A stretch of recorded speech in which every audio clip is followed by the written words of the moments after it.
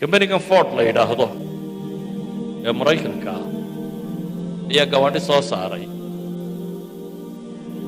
gawaadhidii uu soo saaray baa cillad bireegyadiisa wax ku saabsan baa la ogaaday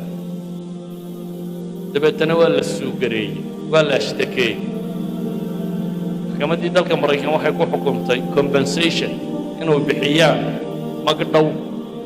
dadkii shilkaa galay gaadhigiina galiyay marka ay bixisaan magdhowgii baa aqbaleen shirkaddii baa fadhiisatay waxay isweydiiyeen 12 milyan oo gaadhi baa suuqa ku jira 12 milyan gaadhi inaynu soo celinno kharash badan baa ku baxaya baa leeyahay laakiin inaynu dadka layno oo lacagtooda bixinaa ka kharash yar dadka in la laayo oo lacagtooda la bixiyaa ka kharash yar saadaraadad waxay go'aansadeen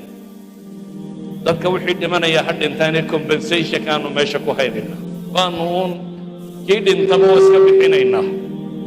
inaanu kii dhintay beersadka dhimanaya qiimahooda bixinno waxay tilmaamaysaa bay leeyihiin aadanuhu valuega uu meesha ku leeyahay qiimaha bini aadamku ku leeyahay